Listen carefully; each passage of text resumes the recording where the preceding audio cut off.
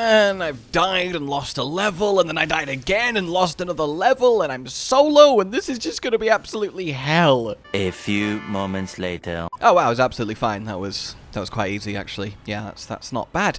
I quite like this patch, everyone. Hello, my fellow Nightfarers. We got a patch yesterday that did some small tweaks, but some very impactful ones for the overall health of the game. Focused primarily at making the solo experience less like, you know, walking on nails, and more fun, and certainly more approachable. So, to jump straight in then, we have the auto-revival upon defeat added to solo runs by default. This is the equivalent of that rare 10,000 rune purchase item that you can get from vendors and around the place that will just get you up once you go down, put you to full health eventually as it ticks up, and give you another chance. That's really good, just having that baked into a solo run. It's actually better than the real effect because it doesn't take up an item slot anymore. And I have, for context, on the first day of Nightreign's release, I beat the Wolfie boss solo, and he's not exactly the hardest one, but I did a successful solo run. And as you can see, I was level 12 at the time, and that was me really, like, tryharding, giving it my all, sat up, locked in, and we kind of just got through it, and that was with a really good counter weapon in the Black Knife to the boss. It was a struggle, and I wouldn't exactly call it fun.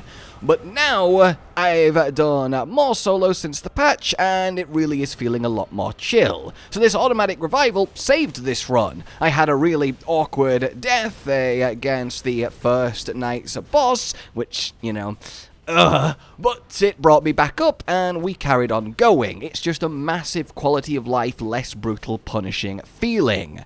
Then we have the amount of runes gain has been increased in solo expeditions. Now this is very sort of just, well, how many more runes? Percent? Something? And significantly is the answer. I've done some testing between it, and for context, that level 12 pre-patch win, again, was really mopping up everything I can with a perfect route with a really good run. This run post-patch, I lost so much time. I died twice, which is obviously, you know, not great, and I decided to spend the longest amount of time I think I've spent killing any boss chasing this fucking dragon around the map, as it decided to fly up onto a cliff but not reset, so I had to climb up and get him, and I just... oh, it was not worth the runes to time. I've also spent runes at vendors, bought some talismans, and... basically, it was far from efficient. I have no doubt in my mind that this would have been a comfortable level 14, level 15 if I was having a more normal, streamlined, actual competent experience, but I mean, that actually helps prove the point more that even with all this going on, I still out-leveled the pre-patch run where I really did have a perfect run. So you're going to have a marked increase in power when you get to the Night Lord on average, and that is really, really good.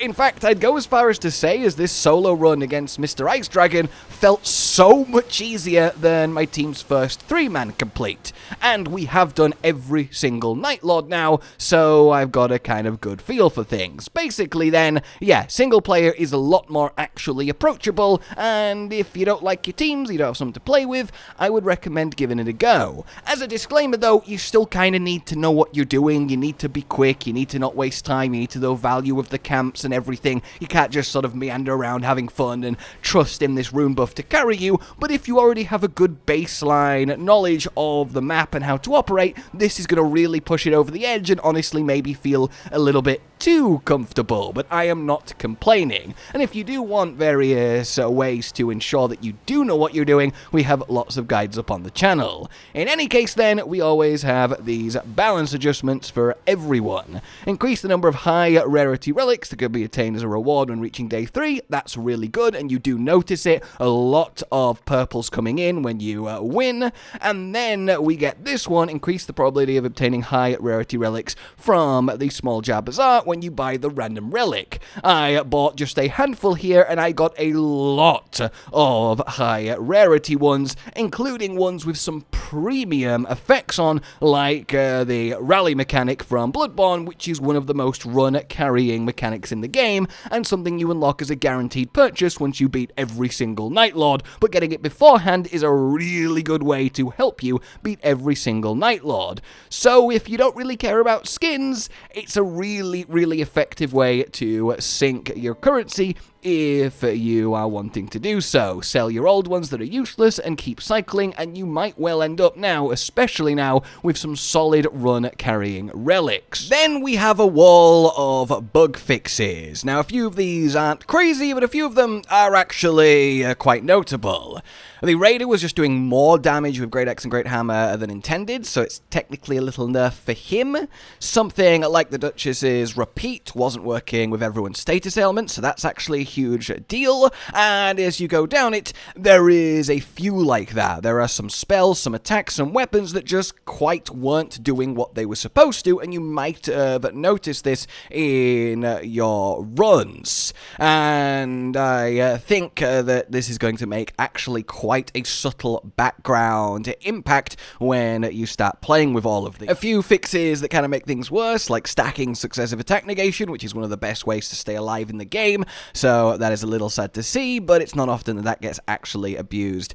Anyway, then something like Guardian not actually becoming the target of the enemies, which is kind of his whole thing, is now actually fixed, and I think there's actually a weird amount of mechanical staples that should have been on that sort of just aren't on. Not a crazy amount, but certainly noticeable, and as I say, it's worth giving this a read, seeing what applies to your favorite Nightfarers, to your favorite weapons, and if you can now actually use them in a way that wasn't working before. I'll link the patch notes down below so you can give it a proper little read yourself, and then just a few little Steam-only fixes as well. More than anything, this is just a really nice thing to see. Solo was a big sticking point, it was a problem, it did kind of lower, the fun, and hopefully that's been addressed. Whether we'll get some more meaty balance patches or even more content, I know it's just come out, but it feels like it's quite easy to get through all 8 Night Lords and then you're sort of done. I know a lot of you are still working through them, that's completely fine. The game is very, very difficult, but you kind of want more. You're just kind of getting into the swing of it, and I hope that is in our future, but it is a good sign that they're already so receptive to feedback and doing some tweaks based on it. I would love to know your guys' thoughts then. How are your solo runs getting on? How are your group runs getting on? And, well, I wish you good luck in all of them. For now, like you've enjoyed this, subscribe and hit the bell for more. Consider supporting the future of the channel on Patreon down below, and until we meet again, a goodbye. Josh, Cotton, and Hollow with the videos, dropping the humor like a hammer on your tippy toes, bringing entertainment on a daily arrangement to take our insanity and turn it into entertainment. Yes, I said entertainment twice, to reiterate that it is nice to look into your faces on a mostly daily basis when you let us in your homes to make the whole world a stage. Goodbye.